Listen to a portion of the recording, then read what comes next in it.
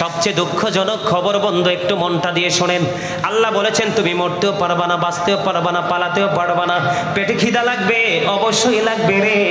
জাক্কুম নামে একটা খাবার আল্লাহ বরাদ্দ করেছে।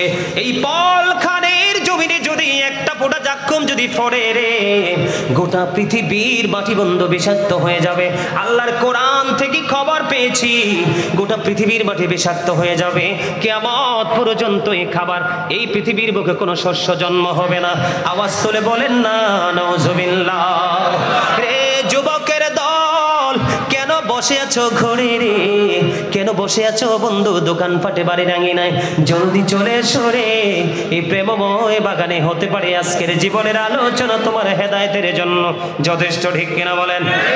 রে পৃথিবীর মানুষ কেমন করে বুঝাইলে তোমরা বুঝবা বন্ধু জানি না। বিশেষ করে পলখানের মানুষ, হাদিস শরীফের মধ্যে এসেছে বন্ধু, ও বন্ধু যারা অ্যারেস্ট হয়ে যাবা, হিসাব দিতে পারবা না, কারণ জীবনে তো হিসাব করোনি, আলেমের সাথে প্রেম করোনি, শুধু টাকার পিছনে ছুটেছো, দৌলতের পিছনে ছুটিয়েছ। আমি এই জায়গাটা সব ওয়াজে বলে থাকি বন্ধু। কোরআন শরীফে আল্লাহ রাব্বুল আলামিন সূরা আলে ইমরানের 185 নম্বর আয়াতের শেষ অংশে আল্লাহ বলেছেন ওমাল হায়াতুদ দুনিয়া ইল্লা মাতাউল গুরুর। আল্লাহ বলেছেন এই দুনিয়ার জীবন, এই পৃথিবীর জীবন আপনার আমার জন্য একটা ধোঁকা ছাড়া, প্রতারণা ছাড়ার কিছুই না। বন্ধু কেন গো পৃথিবীর দিকে ছুটছো আল্লাহ রাসূলকে ভুলে?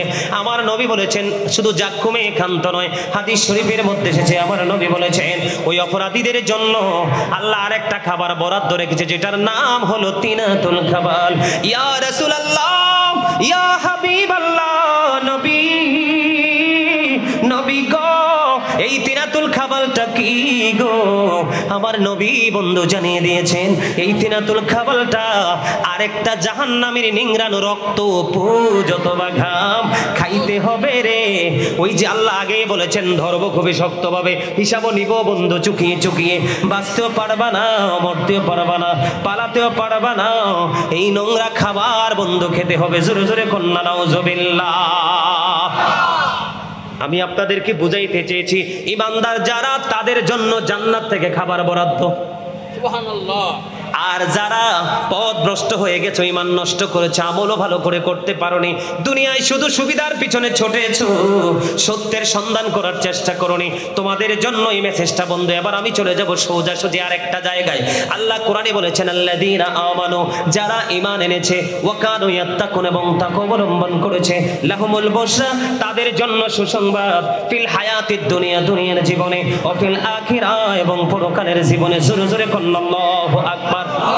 আরেকটু মহব্বতে বলুন আল্লাহু আকবার। প্রথমে ঈমান আনতে হবে। কি আনতে হবে? আল্লাহ প্রথমে কি বলেছেন? ঈমানদার হতে হবে। তারপরে বলেছেন আল্লাহকে ভয় করার কথা। আপনি যদি ঈমান আনতে পারেন, ঈমান আনার পরে আল্লাহকে ভয় করতে পারেন, তাহলে আপনার জন্য সুসংবাদ দিয়েছেন আল্লাহ দুনিয়ার জীবনে এবং পরকালের জীবনে। জোরে জোরে কন্যা সুবহানাল্লাহ। মানুষের কিন্তু, আমার দিকে তাকান, মানুষের কিন্তু এখন আল্লাহকে নিয়ে কোনো সন্দেহ নেই। আছে? আসমানি কিতাব নিয়েও কোনো সন্দেহ নাই, ফেরেশতাদেরকে নিয়েও কোনো সন্দেহ নেই। বর্তমানে দুইটা জায়গায় মানুষের বেশি সন্দেহ এবং সংশয়। একটা হলো সে তার তকদিরকে বিশ্বাস করতে পারে না, আর একটা হলো আল্লাহর হাবিবের ক্ষেত্রে সব সময় আল্লাহর হাবিবের মর্যাদাকে বৃদ্ধি করে সম্মান দিয়ে তারে সম্বোধন করে কথা বলতে জানে না। আমার কথায় আপনারা একমত হবেন কিনা জানি না। আমার কথা যদি যুক্তিযুক্ত হয় আপনারা মন দিয়ে শুনবেন, ঠিক কিনা বলেন? আমি আগে আপনাদের তকদির নিয়ে একটু কথা বলবো। এখন আমাদের সমাজে অনেকের অনেক সময় আছে না অসুস্থ, মাঠে ধান লাগাইলে অনেক সময় দেখা যায় ফসলটা মাইরে গেছে, অনেক সময় দেখা যায় ব্যবসার মধ্যে ধস নেমেছে, আছে না নাই? এইরকম প্রতিকূল অবস্থা হয় কি হয় না? আরো জোরে বলেন, আরো জোরে। বন্ধুরে আমার, আমি একটা জায়গা দিয়ে সব জায়গা বুঝিয়ে দিব রে। আপনার জীবনে সুখের সময় আপনি হাসতে পারলেন, দুঃখের সময় আপনি হাসতে পারলেন না। আপনি মনে মনে ভাবলেন ওই গোটটারে আল্লাহ চোখে দেখে না, আমার এই শুধু দেখে, আছে না নাই? বলে কি বলে না? আমি শুধু একটা জায়গা দিয়ে পুরোটা ক্লিয়ার করে দেব বন্ধু। আপনার নবী, আমার নবী, প্রাণের নবী বলেছেন কেউ যদি তার তকদিরকে বিশ্বাস করতে না পারে, কাকে? এটা কিন্তু ঈমানের জায়গা, কিসের জায়গা? বিশ্বাসের জায়গা। কেউ যদি তার তকদিরকে বিশ্বাস পারে রে, সে যদি উহুদ পাহাড় পরিমাণ যদি স্বর্ণ যাকাত দেয়, আল্লাহ রাব্বুল আলামিন তার উহুদ পাহাড় পরিমাণ স্বর্ণ যাকাত দিলে যাকাত আল্লাহ কবুল করবে না। আওয়াজ দিয়ে বলেন না নাউজুবিল্লাহ। বলে হুজুর উহুদ পাহাড় কি চিনেননি আপনারা? মদিনায় গেছেন এমন কোন লোক আসেনি এখানে? আরো জোরে বলেন, কে কে গেছেন হাত তোলেন তো। মদিনা শরীফ গিয়েছেন বন্ধু, আল্লাহর হাবিবের রওজা মোবারকের চারপাশে বড় বড় পাহাড়গুলো দেখছেননি? ওই পাহাড়গুলোই হলো উহুদ পাহাড়। জোরে জোরে কন্যা সুবহানাল্লাহ। উহুদ আল্লাহর পছন্দের। ও বন্ধু, এই পাহাড়টা ছোট না বড়? পৃথিবীর সবচেয়ে ছোট পাহাড় উহুদ পাহাড়। কথা বলেন, সবচেয়ে ছোট পাহাড় না বড়? আমার নবী বলেছেন উহুদ পাহাড় পরিমাণ স্বর্ণ যদি কেউ যাকাত দাও, তাহলে তোমার এই যাকাত আল্লাহ রাব্বুল আলামিন কবুল করবে না, কারণ তুমি তোমার তাকদীরকে বিশ্বাস করতে পারো নাই। বলো হুজুর না বিশ্বাস করছি তো কি হয়েছে? বিশ্বাস করনি, এটাই তো তোমার ঈমান চলে গেছে। আরো জোরে, ঈমান আছে না নাই? ঈমান কি জিনিস আপনারা বুঝতেই তো পারতেছেন না। ঈমান কখনো বিবেক বিবেচনা দিয়ে পঞ্চ ইন্দ্রিয় দ্বারা এটাকে কখনোই শনাক্ত করা যায় না। যায় না রে। এটা এমন একটা জায়গা, এই জায়গাটা বুঝতে হলে আপনি ওই জায়গায় যারা দক্ষ তাদের সাথে আপনাকে যুক্ত হতে হবে। আর যুক্ত তারাই হবে যারা ঈমানদার, আর যুক্ত হওয়া থেকে দূরে থাকবে তারা যারা পৃথিবীর সাথে সম্পৃক্ত। কথা বলেন ঠিক না ঠিক? আর জোরে আর একটু মহব্বতে পড়েন। আমার কাছে অনুরোধ করেছে সূরা ফাতিহা নিয়ে একটু, সূরা ফাতিহার একটু তরজমা করার জন্য। সূরা ফাতিহা এমন একটা সূরা, এটাকে বলা হয় উম্মুল কোরআন, ঠিক কিনা বলেন? কোরআনের জননী। ও বন্ধু, দেখতে যদিও ছোট, এটার মর্যাদা এত বেশি কল্পনা করা যায় না, ঠিক কিনা বলেন? আরো জোরে বলেন। আপনারা পড়তে পারেননি সূরা ফাতিহা? আরো জোরে বলেন, পারেন? আল্লাহ রাব্বুল আলামিন অত্যন্ত চমৎকার ভাবে আমরা আল্লাহর কাছে কিভাবে চাইবো, এই চাওয়া ট্রেনিং আল্লাহ আমাদেরকে অত্যন্ত চমৎকার ভাবে বন্ধু দিয়েছেন। জোরে জোরে সুবহানাল্লাহ। সেই জায়গায় আমি একটু পরে আসবো, তার আগে আমি ঈমান নিয়ে আর একটু আলোচনা করব বন্ধু। শুনতে রাজি তো সবাই? আর জোরে একটু মহব্বতে। সবাই রাজি না? সবাই? বন্ধুরে আমার, এখন নবীজিকে নিয়ে মানুষ অনেক বিরূপ মন্তব্য করে কি করে না? নবীজি যেইভাবে কথা বলতো সেই কথার উপরে কথা বলে, আছে না নাই? আল্লাহ রাব্বুল আলামিন বলেছেন ইয়া আইয়ুহাল্লাযীনা আমানু লা তারফাউ আসওয়াতাকুম ফাওকা সাওতিন নবী। জোরে জোরে কোন আল্লাহু আকবার। কোরআনে আছে না নাই? আল্লাহ রাব্বুল আলামিন কোন মুনাফিককে ডাক দেয়নি, কোন বেঈমানকে ডাক দেয়নি, কোন কাফিরকে ডাক দেয়নি। আল্লাহ ঈমানদারকে ডাক দিয়ে বললেন তোমরা আল্লাহর হাবিবের কণ্ঠস্বরের উপর কণ্ঠস্বরকে উঁচু করিও না। তার মানে তোমরা একজন আরেকজনের সাথে যেইভাবে সম্বোধন করে কথা বলো ওইভাবে তোমরা কথা বলো না। নবীর ক্ষেত্রে কথা বলতে সর্বোচ্চ মর্যাদা দিয়ে সম্মান দিয়ে কথা বলতে হবে, কারণ নবীকে ভালোবাসা, নবীর পরিবারকে ভালোবাসা, নবীকে মর্যাদা দেওয়া, ইজ্জত দেওয়া আমরা ঈমানদার হিসাবে আমাদের জন্য ফরজ। কথা বুঝেন নাই? এখন তো নবী তো থাক দূরের কথা, নবীর আহলে বাইত কে মানতে চায় না? আছে না নাই? আরো জোরে বলেন। ঈমানের জায়গাটা একটু ক্লিয়ার করবে। এখন ম্যাক্সিমাম মানুষ শুধু ঈমান হারা হচ্ছে, নামাজ রোজায় সব দিকে ঠিক আছে কিন্তু তার ঈমানের জায়গায় ঠিক নাই। তারা জানেই না মনের অজান্তে কিভাবে তাদের ঈমানটা নষ্ট হয়ে গেছে। এখন আমাদের দেশে অনেক মৌলবীরা বলে নবী নাকি আমাদের মতো। আপনারা কি বিশ্বাস করেন এটা? আমার নবী আজ থেকে 1450 বছর আগে বলেছেন ক্বালা আইয়ুকুম মিথলি, তোমরা কে আছো আমার মতো? আজও পর্যন্ত কেউ হাত তোলে নাই। ঠিক কথা বলেন না কেন? আজও পর্যন্ত কেউ হাত তোলে নাই। যদি আপনারা কেউ বলেন যে নবী আমাদের মতো, তাহলে আপনাদেরকে আমি একটা এক্সাম্পল দেব, এগুলো ঈমানকে মজবুত করার জায়গা, টেকসই করার জায়গা। আপনারা জানেন মেরাজের রজনীতে নবীজির ওপেন হার্ট সার্জারি হয়েছিল। কি হয়েছিল? মানে সিনা মোবারক সাক করা হয়েছিল। এটাকে স্মার্ট ভাষায় বর্তমানে যুবকরা বোঝার জন্য বলতেছে ওপেন হার্ট সার্জারি হয়েছিল। আপনাকে আমাকে অপারেশন থিয়েটারে নিয়ে যাওয়ার আগে ইনজেকশন পুশ করা হয়, বডি লেস করা হয়, ঠিক কিনা বলেন? তারপরে প্রেসারটা ঠিক আছে কিনা দেখা হয়, হয় কি হয় না? তারপরে যোগ্য হলে অপারেশন থিয়েটারে নিয়ে আপনাকে অপারেশন করা হয়। অপারেশন করার পরে 3 মাস 4 মাস 5 মাস 6 মাস বেড রেস্টে দেওয়া হয়। ঠিক কিনা বলেন? রে নবীর উম্মত, নবীর প্রেমিকের দল, ইমানের জায়গাটা বোঝানোর জন্য বলছি রে, কারো মন জয় করার জন্য নয়, আবার কারো কলিজায় ব্যথা দেওয়ার জন্য নয়, আমি আপনাদেরকে শুধু বোঝানোর জন্য। বন্ধু, নবীজির বডি মোবারক ইনজেকশন দিয়েছে এমন কোন দলিল কেউ দিতে পারবে না। ঠিক কিনা বলেন? আমার নবীজির সিনা মোবারক সাফ করা হলো, সুন্দর করে ধৌত করা হলো, সুগন্ধি যুক্ত করে আবার বন্ধু সেটিং করে দেওয়া হলো। আল্লাহর কুদরতে সেটা আবার অ্যাডজাস্ট হয়ে যায়। জোরে জোরে কন্যা সুবহানাল্লাহ। আল্লাহর নবী আমাদের মতো নয়, এটা বোঝানোর জন্য বলছি রে। ও বন্ধু, শুধু এখানেই তো ক্ষান্ত নয়, তৎক্ষণাৎ আমার নবী বোরাকে সাওয়ার হলো। বোরাকে সাওয়ার হয়ে এক আসমান পাড়ি দিয়ে আরেক আসমান চলে গেল। একটা আসমান থেকে আর একটা আসমানের দূরত্ব বন্ধু 500 বছরের রাস্তা। কত বছর? আমার নবী এশার নামাজ পড়ে উম্মে হানির ঘরে অবস্থান করতেছেন, ফেরেশতা আসলো, ডেকে ডেকে নবীকে উঠালেন। মনে রাখবেন, সময়টা বোঝানোর জন্য বলছি, নবী যে আমাদের মতো নয়, এটা ইমানদার, যোগ্য এবং দক্ষ টেকসই ইমানদারদের সিনা এটা ঠিক মতো সেটিং হবে। যাদের মধ্যে গলদ আছে আমি ফলো করে বলতে পারবো সেটিং হবে না।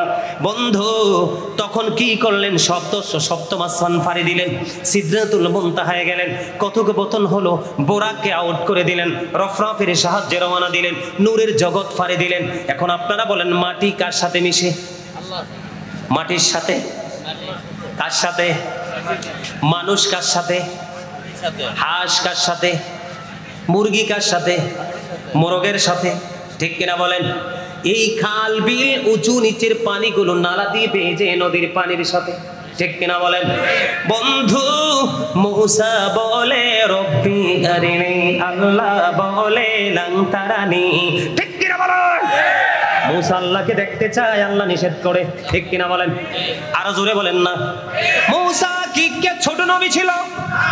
আল্লাহ রাব্বুল আলামিন 1,24,000 নবী রাসূলের মধ্যে 8 জন নবীকে আল্লাহ স্বর্গীয় উপাধি দিয়েছেন। এর মধ্যে একজন নবী হলেন মুসা কালিমুল্লাহ। মুসা স্পোক টু আল্লাহ। জোরে জোরে কন্যা সুবহানাল্লাহ। মুসা কালিমুল্লাহর সাথে আল্লাহ কথা বলেছেন, এই জন্য লাকাব লাগিয়ে দিয়েছেন। বন্ধু, মুসা দেখতে চায়, আল্লাহ দেখে, দেখা দেয় না। ও বন্ধু, আল্লাহ সর্বশেষে মুসাকে বললেন, মুসা তোর পাহাড়ের দিকে নজর দাও, পাহাড়ের অস্তিত্ব পাইলে আমাকে দেখবা। মুসা পলকে নজর দিয়ে দেখে তোর পাহাড় পড়ে ছাই। জোরে জোরে আল্লাহু আকবার। আরেকটু জোরে বলেন আল্লাহু আকবার। বন্ধুরে আমার, মুসা দেখতে চায়, দেখা দিলেন না। আর আপনার আমার নবীকে আল্লাহ রাব্বুল আলামিন নিজে দাওয়াত দিয়েছে। বিশ্বাস করেন না? বিশ্বাস করেন না? করেন? কোরআন শরীফটা থাকলে খুললে দেখাইতাম, মুখস্থ করলে বিশ্বাস করবেন? কোরআন শরীফের 15 পারা, সূরা বনি ইসরাইল, প্রথম নাম্বার আয়াত আছে না নাই? সুবহানাল্লাযী ইয়াসরা বিআবদিহি লাইলাম মিনাল মাসজিদিল হারাম ইলাল মাসজিদিল আকসাল্লাযী বারাকনা হাওলাহু লিনুরিয়াহু মিন আয়াতিনা।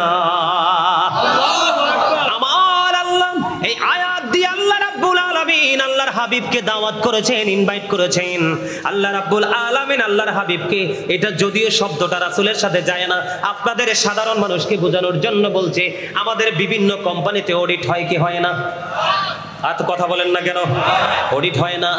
আল্লাহর হাবিব আল্লাহর এই যে দাওয়াত করে, আল্লাহর হাবিবকে অডিটে দাওয়াত দিয়েছেন, অডিট করার জন্য নিয়েছেন, চারপাশ করে দিয়েছেন বরকতময় আল্লাহর নিদর্শন দেখানোর জন্য। আমার আলোচনা সেই দিকে নয়, আমার আলোচনা হলো ওই যে ইমানের জায়গা। নবীকে বলেন আপনি আমার মতো, আবার কেউ কেউ বলে নবী মাটি, কিন্তু তারা কোরআন হাদিস ভালো করে রিসার্চ করতে পারেনি। নবী সৃষ্টির আগে কোনো কিছুই সৃষ্টি হয়নি, মাটি হইল কোত্থেকে? কথা বলেন না কেন? আমি আজকে এই পলখানের জমিনে চ্যালেঞ্জ ছুড়ে দিতে পারবো, কোরআন শরীফের একটা আয়াত থেকে কেউ একদম স্পষ্ট করে দলিল দিতে পারবে না। আল্লাহ দিছে কোন জায়গায় 30 পারার মধ্যে 6663 আয়াত আল্লাহ রাব্বুল আলামিন নাজিল করেছেন। একটা আয়াতে আল্লাহর হাবিবকে মাটি দিয়ে বানাইছে বলতে পারবে না। বলে হুজুর এখানে কেন আসলেন? কারণ এই জায়গাটাও আমাদের ইমানের জায়গা। ঠিক কিনা বলেন? কারণ নবীকে যত ছোট করবেন আপনার ঈমান তত চলে যাবে, আর আপনি পাহাড় পরিমাণ আমল করলেও লাভ হবে না। এই জায়গাটা বোঝানোর জন্য বলছে নূরের জগৎ আল্লাহ রাসূল ফাড়ি দিয়েছে কিনা? আরো জোরে বলেন না কেন?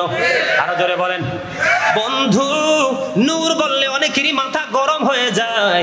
নূর হলো বাংলা আরবি শব্দ। কি শব্দ? নূর এটা হলো কি আরবি শব্দ। বাংলাতে এটাকে বলা হয় আলো, ইংলিশে এটাকে বলা হয় লাইট। জোরে কন্না সুবহানাল্লাহ। আরো জোরে বলেন।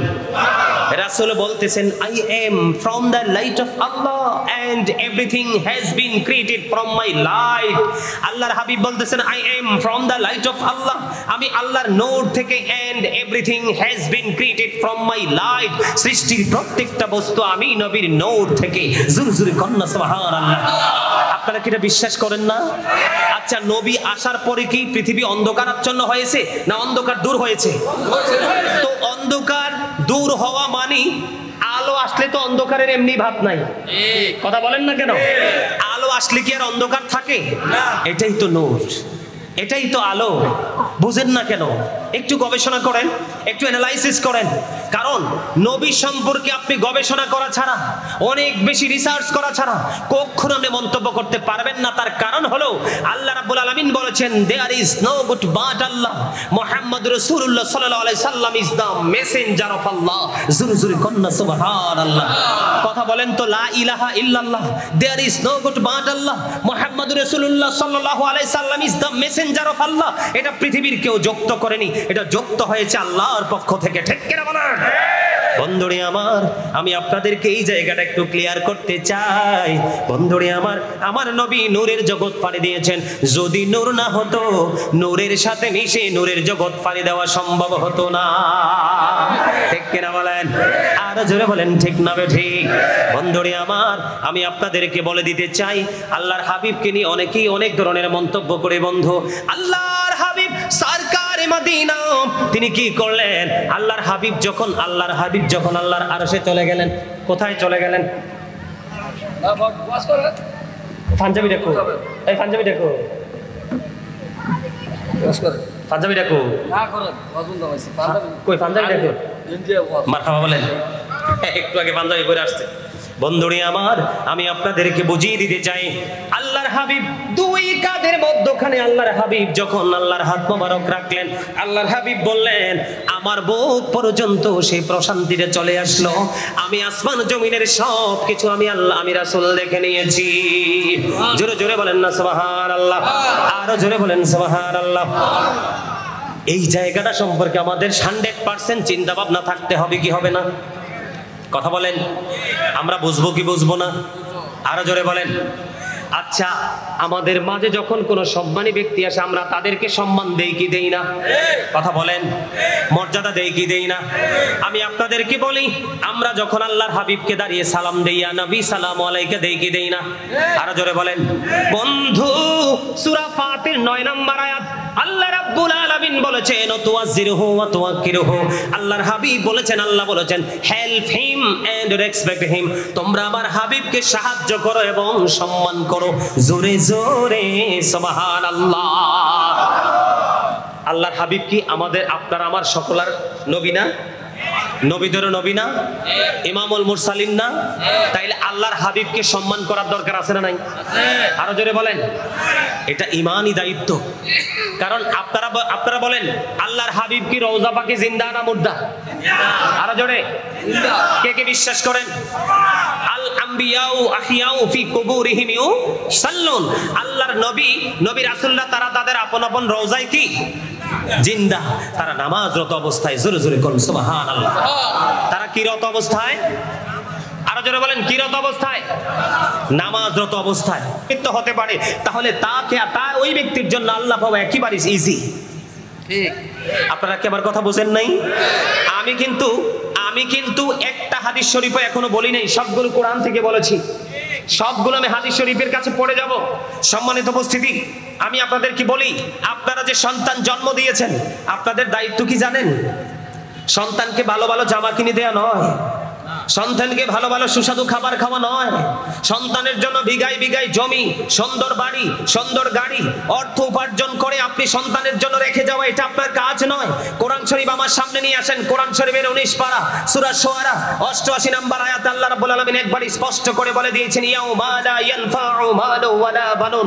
আপনি যে সন্তানের জন্য, আপনার পরবর্তী নেক্সট জেনারেশনের জন্য যে আপনার নিজের জীবনকে কুরবানি দিয়ে আপনি যে সব কিছু মজুদ করে যাচ্ছেন, আল্লাহ রাব্বুল আলামিন কোরআন শরীফের 19 পারা সূরা শুআরার 88 নম্বর আয়াতে আল্লাহ স্পষ্ট করে বলে দিয়েছেন, আপনার সন্তান সন্ততি ধন সম্পদ কিচ্ছু কাজে আসবে না। আর বর্তমানে এখনকার বর্তমান প্রেক্ষাপটের কথা বলছি, এখনকার যুগের যে সন্তানগুলো ম্যাক্সিমাম পিতামাতার জন্য অভিশাপ। আপনারা আমার কথা রাগ হন আর খুশি হন, তাতে আমার কিচ্ছু যায় আসে না, কারণ আমাকে দায়িত্ব দেওয়া হয়েছে আপনাদের কাছে সত্যটা তুলে ধরার জন্য।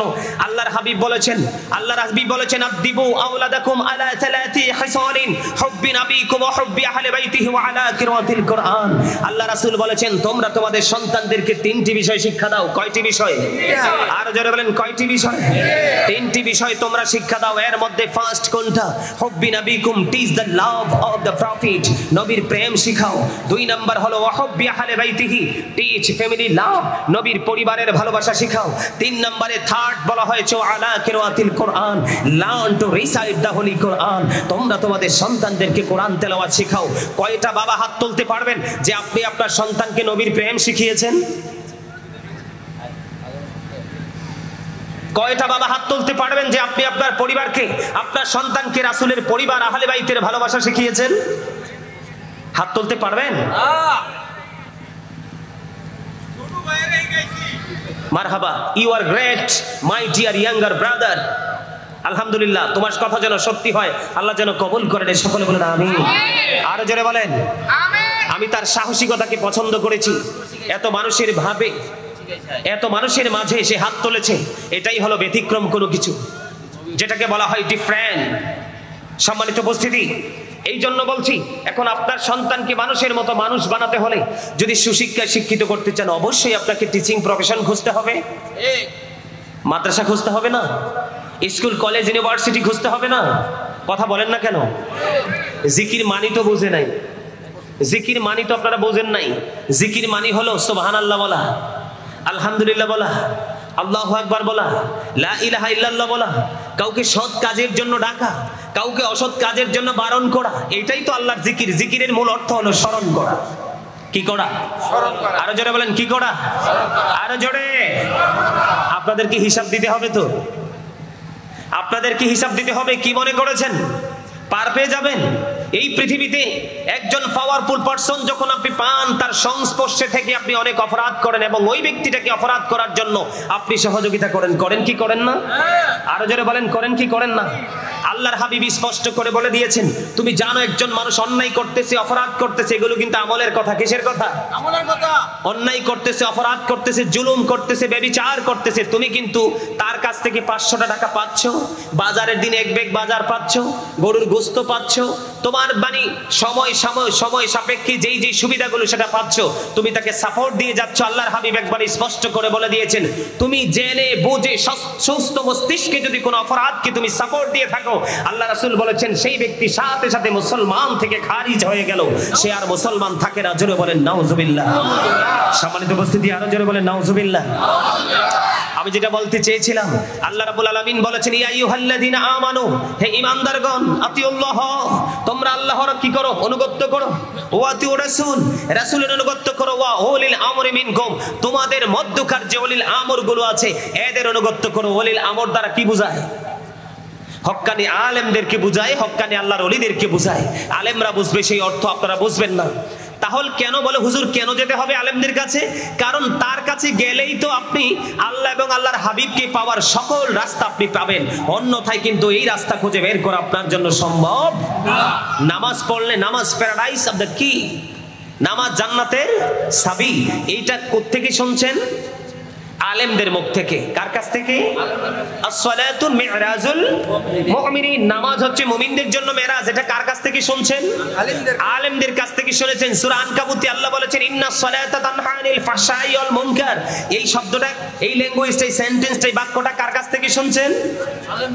আলেমদের কাছ থেকে। তাহলে এখান থেকে আমি সিম্পল আপনাদেরকে এক্সাম্পল দিলাম যে এই জায়গাটা থেকে বোঝা যায় আলেম ছাড়া পরকাল সম্পর্কে, অন্ধকার জগৎ থেকে আলোর পথে হাঁটা শিখার কোনো রাস্তা নেই। দাদা আমি সেই জায়গায় আসছি, আস্তে আস্তে আসতেছি।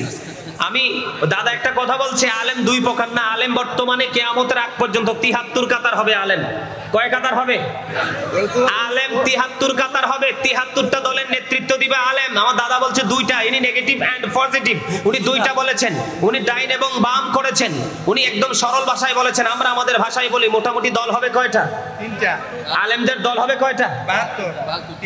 73টা হবে। কয়টা? 73। এর মধ্যে একটা দল মাত্র যাবে জান্নাতে। আল্লাহ বলবে ইউ গো টু প্যারাডাইস, তোমরা জান্নাতে চলে যাও। আর এই দলটা হলো আহলে সুন্নাত ওয়াল জামাত। জোরে জোরে কোন সুবহানাল্লাহ। এই দলটা কোন দল? আরে জোরে, এই দলটা কোন দল? আহলে সুন্নাত ওয়াল জামাত। মা আনা আলাইহি ওয়া আসহাব, মা আনা আলাইহি ওয়া আসহাবি, যারা আমার রাসূলকে এবং রাসূলের সাহাবাই কেরামদেরকে অনুকরণ করবে তারাই হলো জান্নাতি। যারা তাদের কণ্ঠস্বরের উপর কণ্ঠস্বরটাকে উঁচু করবে, এদের নামাজ রোজা পবিত্র আমলগুলো পর্যন্ত কি হয়ে যাবে। আপনি কি রাগ হইছেন কেন? রাগ করবেন না। রাগ কোনো মুমিন করতে পারে না। কোনো মুমিন কখনো রাগ করতে পারে না। আর মুমিন রাগ করলেও এক সেকেন্ডে সেটা আউট হয়ে যায়। মুমিনের সিনায় কখনো রাগ থাকে না। আল্লাহ এটা রাখে না। আল্লাহ নিজে কুদরত থেকে আউট করে দেয়। কারণ মুমিনকে আল্লাহ নিজের কুদরত দ্বারা তিনি তাকে নিয়ন্ত্রণ করে, তাকে পরিচালিত করে। জোরে জোরে বলেন সুবহানাল্লাহ। আরে আরো জোরে। সম্মানিত উপস্থিতি, তো আহলে সুন্নাত ওয়াল জামাত ঈমানের জায়গা। ঈমান যেহেতু আমার আলোচনার বিষয়, প্রথম হলো ঈমান, তারপর হলো আমল। আমি যখন ঈমানের জায়গায় আসবো তখন কিন্তু সবগুলো রাস্তা আপনারা ক্লিয়ারলি বুঝে নেবেন। কিন্তু এখান থেকে মানা না মানা সেটা আপনাদের ব্যক্তিগত ইখতিয়ার। আমি কিন্তু কাউকে প্রেসার ক্রিয়েট করতে পারবো না। আমি শুধু আপনাদেরকে ইনস্ট্রাকশন দিতে পারবো, আপনাদেরকে উপদেশ দিতে পারবো, কিন্তু আপনাদেরকে আমি প্রেসার দিতে পারবো না। আল্লাহ রাসূলও তো কাউকে দেয় নাই, জোর জবরদস্তি করছে কাউকে কোনোদিন? কথা করছে? প্রেমময় বক্তব্য শুনে রাসূলের আদর্শকে অন্তরে ধারণ করে লালন করে তারা আল্লাহর প্রিয় হয়ে তারা কবরে গেছে। ঠিক কিনা বলেন? সম্মানিত উপস্থিতি, তাহলে কোথায় যেতে হবে? এই পৃথিবীতে সর্বপ্রথম কদম দিয়েছে কি আলেম না আল্লাহর ওলি? আল্লাহর ওলি। বাংলাদেশে 360 আলু এসেছে, এর মধ্যে একজন হলো কি? শাহজালাল মুজাদ্দিদ ইয়ামানি রাহমাতুল্লাহি আলাইহি। আল্লাহর ওলির কারামাতকে অস্বীকার করতে পারবেন না? তিনি যে সুরমা নদীর উপর দিয়ে জায়নামাজ বিছিয়ে চলে গেছে, এটাকে অস্বীকার করতে পারবেন না? তা আপনি যদি অস্বীকার করেন তাহলে আমি মনে করব আপনার ঈমানের মধ্যে গলদ আছে। আর যদি বলেন না হুজুর ঈমানের মধ্যে গলদ নেই, তাহলে আমি মনে করব আপনি বুঝতে ভুল করেছেন। কি করেছেন? হ্যাঁ, আমি মানছি বর্তমানে বাংলাদেশে ভণ্ড আছে, যারা অলিদের নাম বিক্রি করে তারা ভণ্ডামি করছে। এই জন্য তো আপনি গোটা টিমকে ইনকার করতে পারবেন না। একটা পার্সন ভুল করতেই পারে, অপরাধ করতেই পারে, কিন্তু একজন ব্যক্তির জন্য কিন্তু গোটা গোষ্ঠীকে, গোটা টিমকে আপনি অপরাধী বলতে পারেন না। একজনের অপরাধের দায় কিন্তু আরেকজনের কাঁধে আপনি বর্তাইতে পারেন না। পারেন? ইসলাম আমাদেরকে সেই শক্তি দেয় নাই। কারণ Islam is not only a religion but also complete code of life. ইন্না দীনা ইনদাল্লাহিল ইসলাম। আল্লাহর মনোনীত ধর্ম হলো ইসলাম ধর্ম। ঠিক কিনা বলেন? আর সেই ইসলামের নির্যাস হলো আপনার আমার প্রাণের নবী। সুবহানাল্লাহ বলেন না? আরো জোরে সুবহানাল্লাহ বললে কষ্ট হয়। সুবহানাল্লাহ ওয়ালহামদুলিল্লাহ লা ইলাহা ইল্লাল্লাহ। সুবহানাল্লাহ ওয়ালহামদুলিল্লাহ মুহাব্বতে লা ইলাহা ইল্লাল্লাহ লা ইলাহা ইল্লাল্লাহ। আরশি কুরসি লৌহ কলম সৃষ্টি জাহান ওসিলা। আরশি কুরসি লৌহ কলম সৃষ্টি জাহান ওসিলা। নিজে আল্লাহ খুশি হইয়া নাম রাখলেন হাবিবুল্লাহ। সুবহানাল্লাহ ওয়ালহামদুলিল্লাহ। মহব্বতে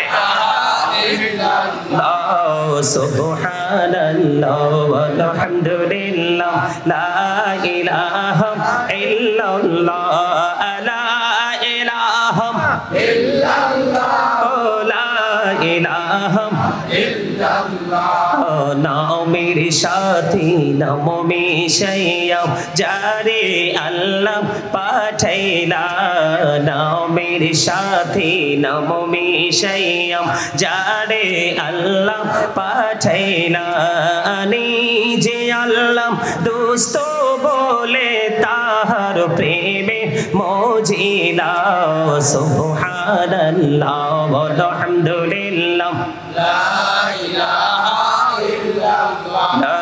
ইলাহা ইল্লাল্লাহ মুহাম্মাদুর রাসূলুল্লাহ সাল্লাল্লাহু আলাইহি ওয়াসাল্লাম। জোরে জোরে বলেন আলহামদুলিল্লাহ।